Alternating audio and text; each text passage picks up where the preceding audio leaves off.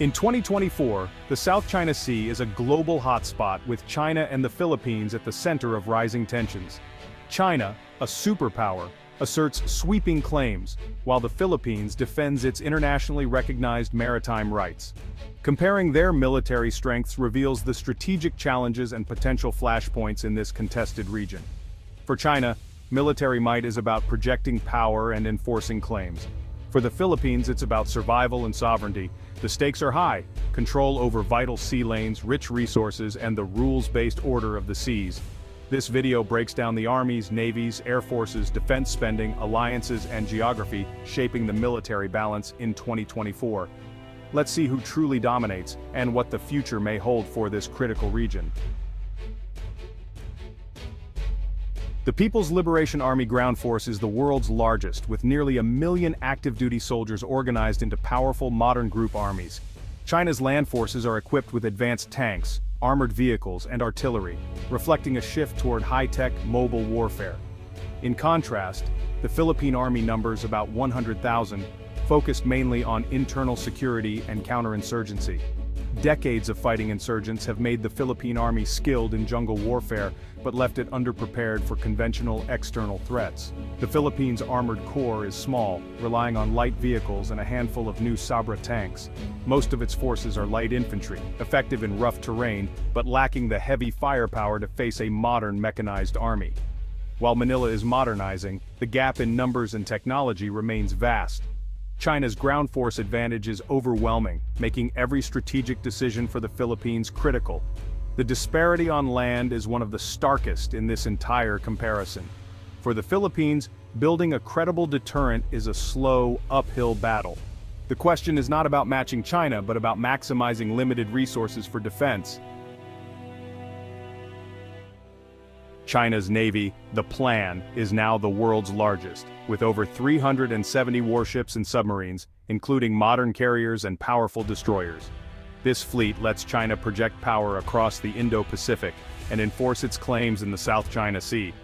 The Philippine Navy, with about 80 mostly smaller vessels, focuses on coastal defense and presence. Its 2 new guided missile frigates are a leap forward, but they patrol a vast coastline against a much larger adversary. China's maritime power extends beyond warships. Its massive Coast Guard and maritime militia swarm disputed areas, complicating Philippine operations. The Philippines is modernizing, adding new corvettes and patrol craft, but can't match China ship for ship. Instead, it aims to build a deterrent force that can impose costs on any aggressor. The Philippine Navy and Coast Guard work tirelessly to uphold sovereignty in the West Philippine Sea. For China, overwhelming naval power is a tool of both deterrence and coercion. For the Philippines, every ship is a statement of resistance.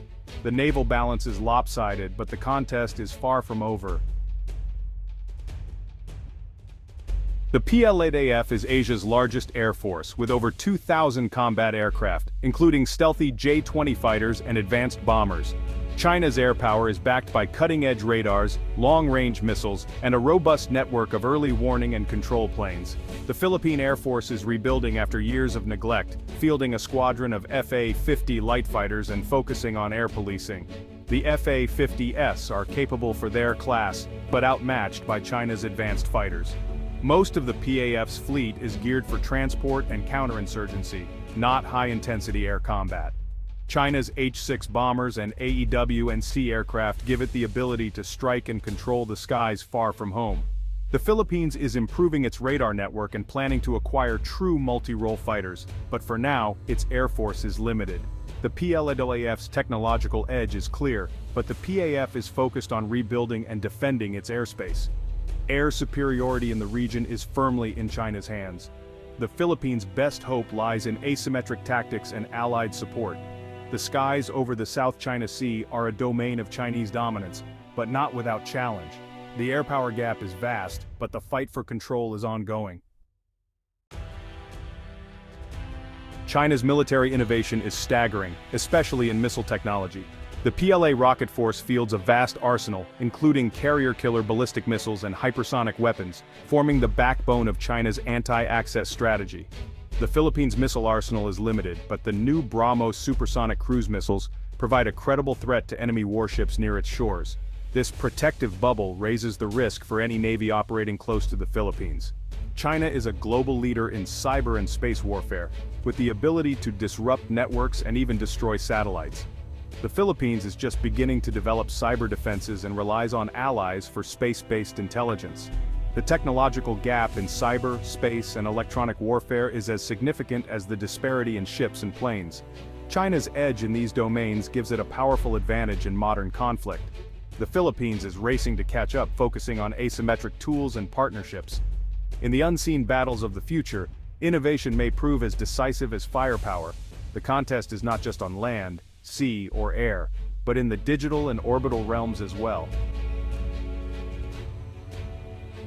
The military gap is clearest in the numbers. China's official defense budget is over $230 billion, likely much higher in reality. This massive spending fuels rapid modernization, new ships, stealth fighters, and next-generation weapons. The Philippines' defense budget is about $4.4 billion, a fraction of China's, covering all personnel, maintenance, and modernization.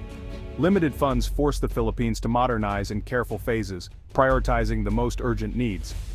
China's economic might allows it to sustain high military investment without straining its economy. For the Philippines, every dollar spent on defense is a trade-off with other national priorities. The result is a constant struggle to balance security and development. The budget gap shapes every aspect of the military balance. Smart acquisitions and strategic partnerships are the Philippines' best tools to offset this disparity. The Philippines' greatest strategic asset is its alliance with the United States, anchored by the 1951 Mutual Defense Treaty. The U.S. has clarified that this treaty covers attacks on Philippine forces in the South China Sea, acting as a powerful deterrent. U.S. military aid, training, and joint exercises like Balikatan strengthen the AFP's capabilities and readiness. The Enhanced Defense Cooperation Agreement gives U.S. forces rotational access to key Philippine bases, boosting deterrence. China, by contrast, relies mainly on its own power, with few formal allies. Its partnership with Russia is significant, but offers little direct help in a South China Sea conflict. The Philippines is also deepening ties with Japan, Australia, South Korea, and India, building a network of security partners. Joint patrols and new defense agreements signal to Beijing that aggression will meet international resistance. Alliances help offset the military imbalance and complicate China's strategic calculus.